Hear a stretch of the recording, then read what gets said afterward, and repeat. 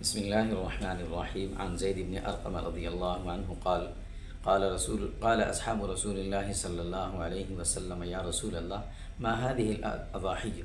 قال: سنة أبيكم إبراهيم عليه السلام. رواہ احمد۔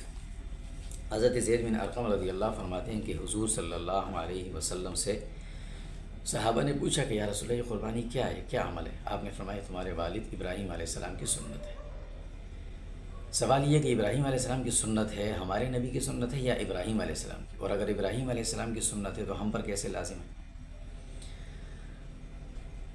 شرائع سابقہ جو پہلی شریعتیں ہیں، ان کے جو احکامات اللہ رب العزت نے اس وقت نازل فرمائے تھے، اور اگر وہ اس شریعت میں ان کا رکھنا، باقی رکھنا، یہ اللہ کو منظور نہیں تھا، تو اللہ نے ان تمام چیزوں کو منسوخ کر کے ختم فرما دیا۔ لیکن جو چیزیں اس شریعت میں موجود ہیں تو اس کا مطلب یہ ہے کہ وہ باقی رہیں گی، اور اب جب باقی ہیں تو وہ ہماری شریعت کا حکم ہے، وہ پہلی شریعتوں کا حکم نہیں رہا، وہ ہماری شریعت کا حکم ہے۔ حج کے موقع پر جمرات کی رمی کی جاتی ہے تو ابراہیم علیہ السلام نے کی تھی، لیکن یہ اب اس شریعت کا حکم ہو گیا۔ چونکہ اس شریعت میں یہ حکم آ گیا تو یہ ہماری شریعت کا اور ہمارے نبی کی سنت ہو گئی۔ اسی طرح سعی جو کی جاتی ہے، حضرت حاجرہ رضی اللہ عنہا نے کی تھی، لیکن چونکہ اب ہماری شریعت میں ہے تو ہمارے نبی کی سنت ہے، ہماری شریعت کا حکم ہے، لہٰذا اسے اب ہماری شریعت کا حکم سمجھ کر کیا جانا چاہیے، دل میں یہ شک شبہ نہیں لانا چاہیے۔ یہاں کچھ سوالات آئے ہمارے سامنے کہ قربانی کی جو کھال ہے وہ کیا مسجد میں یا کسی ایسے مصرف میں لگائی جا سکتی ہے جو رفائی کاموں والے ہوں، مصارف ہوں؟ قربانی کی کھال کو اپنی ذاتی استعمال میں تو لانا جائز ہے، لیکن مسجد میں دینا، مسجد میں خرچ کرنا، یا کسی ایسے رفائی کام میں صرف کرنا کہ جو کسی کی ملکیت میں نہ ہو، یعنی جہاں زکوٰۃ کا پیسہ نہیں لگایا جا سکتا وہاں قربانی کی کھال بھی نہیں دی جا سکتی۔ ذاتی استعمال میں لا سکتے ہیں، لیکن اگر ذاتی استعمال میں نہیں لائی، بیچ دی، تو پھر اس کی جو رقم ہے وہ رقم صدقہ کرنا ضروری ہے۔ اور کسائی کو بطور اجرت کے بھی کھال نہیں دے سکتے۔ بعض جگہوں پر لوگ ایسے کرتے ہیں، کسائی کو اجرت کے طور پر کھال بھی دے دیتے ہیں، اس کے پیسے کاٹ لیتے ہیں، یہ بھی جائز نہیں ہے۔ اگر ایسا کیا ہو تو پھر جتنے رقم میں اسے کھال دی ہے اتنی رقم صدقہ کرنا ضروری ہوگی۔ قربانی کا نصاب کیا ہے، کس پر قربانی واجب ہے؟ قربانی کا نصاب وہی ہے جو زکوٰۃ کا نصاب ہے۔ جس آدمی پر زکوٰۃ ہے اس پر قربانی بھی ہے۔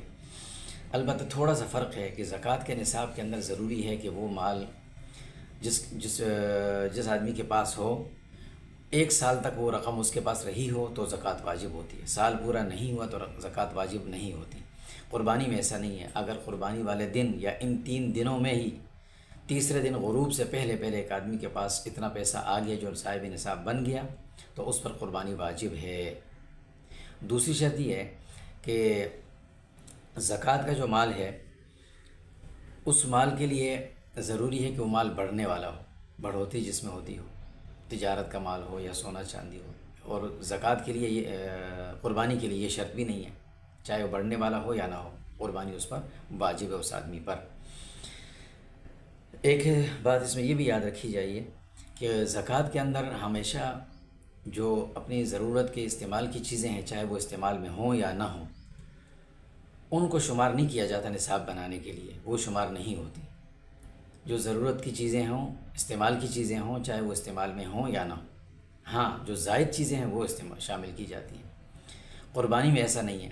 قربانی میں جو استعمال کی چیزیں ہیں لیکن ضرورت سے زائد ہیں تو اس کو بھی شامل کر کے نصاب بنایا جائے گا۔ مثلا ایک آدمی کے پاس 2 گاڑیاں ہیں، ایک استعمال میں ہے ایک نہیں ہے، تب بھی وہ دوسری کو شامل کیا جائے گا۔